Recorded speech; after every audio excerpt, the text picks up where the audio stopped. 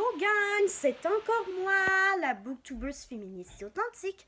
Et aujourd'hui, j'ai décidé de vous présenter le tome 1 du livre qui s'appelle Les hauts et les bas de mon fil Instagram, qui est fait par Pamela Labranche et qui est publié aux éditions Victor et Anaïs.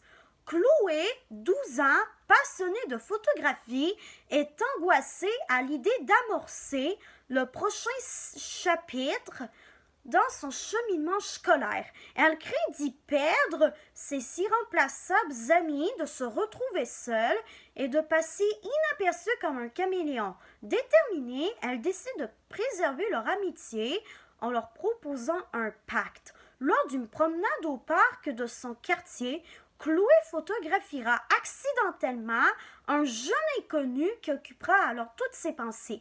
Qui est ce charmant skater et pourquoi l'intrigue-t-il tant?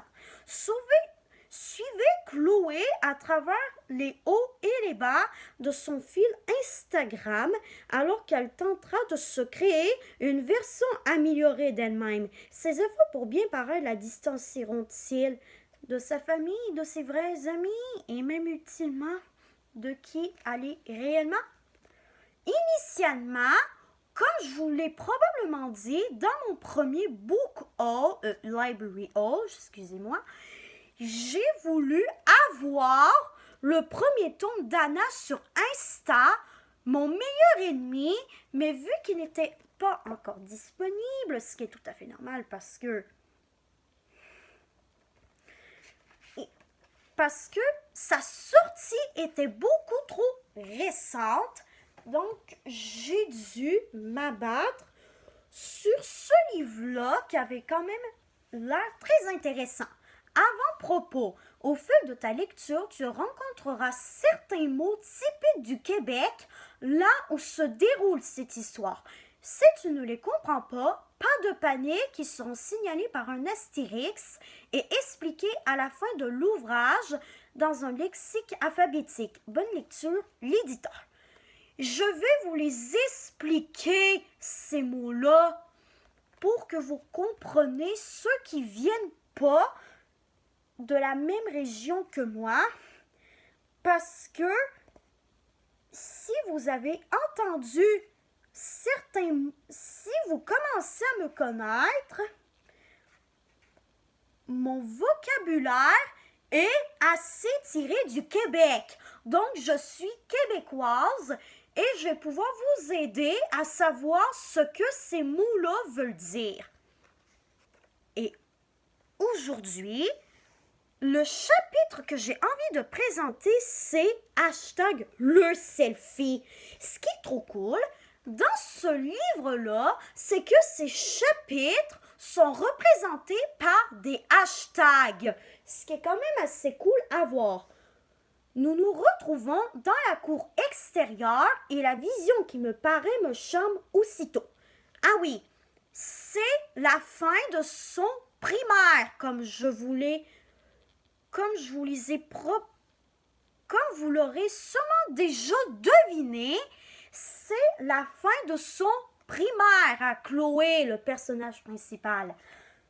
Bref, le soleil brille de mille feux dans le ciel d'un bleu pur et la cour de récréation est bondée d'élèves qui respirent le bonheur. Des haut-parleurs diffusent de la musique festive et des jeux gonflables sont installés pour le plus grand bonheur des plus jeunes. Une odeur alléchante de pizza caresse mes narines, ce qui fait que je dirige mon attention vers les tables sur lesquelles sont superposées plusieurs boîtes de pizza.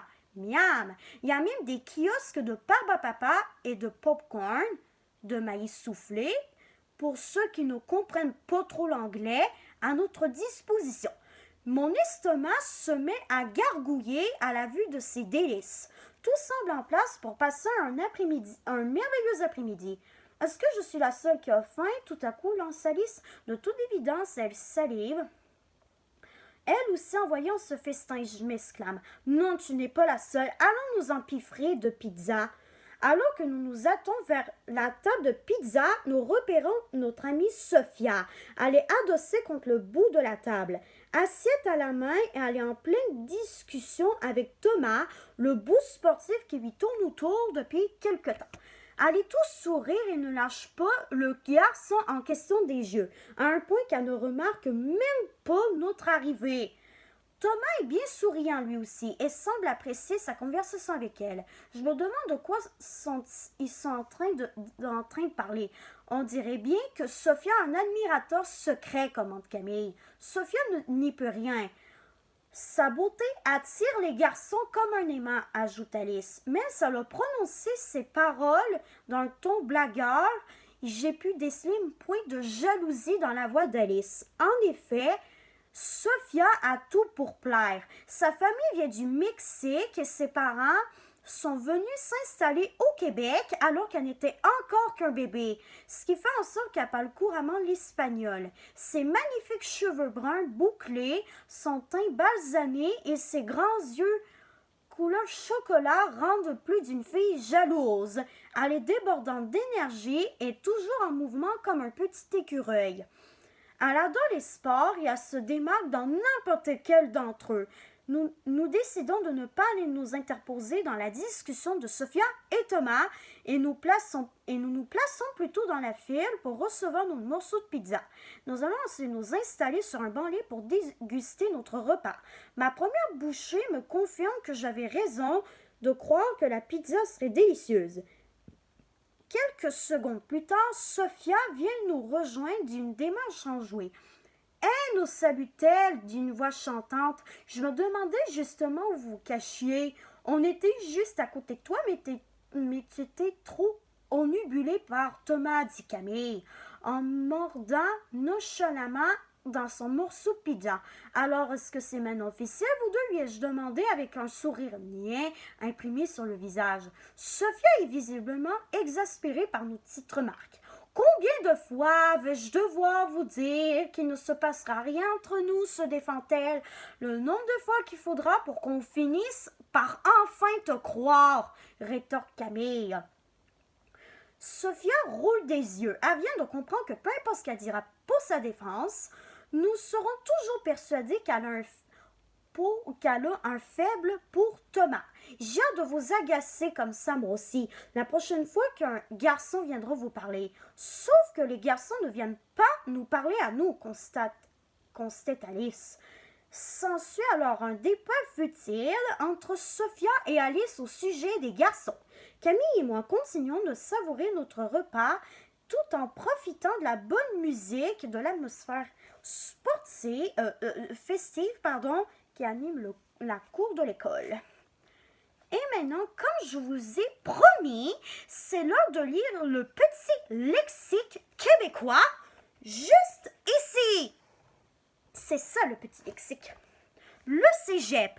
Une fois le diplôme d'études secondaires obtenu, on poursuit avec 2 années au cégep ou au collège d'enseignement général et professionnel afin d'obtenir le diplôme d'études collégiales qui permettra à ceux qui le désirent d'ensuite entrer à l'université. Finissant étudiant de dernière année, que ce soit du primaire, du secondaire, du cégep ou encore de l'université. Graduation, remise du diplôme, encore une fois, pour ceux qui finissent le primaire, le secondaire, le cégep ou l'université.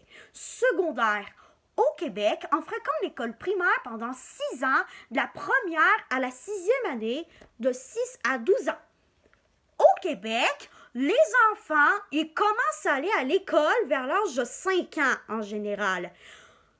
C'est sûr que la maternelle, elle n'est pas prise en compte parce qu'en maternelle, on commence à apprendre à écrire, à apprendre les habiletés sociales, tout ce qu'on apprend en maternelle, quoi. Ensuite, on passe à l'école secondaire. Donc, après le primaire, c'est le secondaire. Pendant 5 ans du secondaire, de 1 à 5, de 12 à 17 ans. Donc, voilà, j'espère que vous avez très bien aimé cette critique littéraire. Si. Et la prochaine que je voudrais vous présenter, c'est le premier tome de la série Selfie et Chouchi, tome 1, comme sur des roulettes. Avant de partir, j'aimerais beaucoup vous remercier pour la magnifique gang authentique que vous êtes. Vraiment, depuis que j'ai commencé à créer des critiques littéraires sur Internet, vous êtes quand même nombreux à mes yeux à venir voir ce que je fais.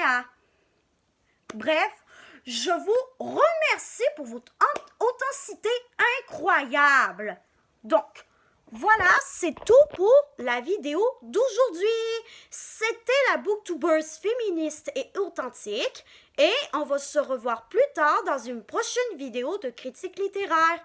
Allez, bye gang, à plus!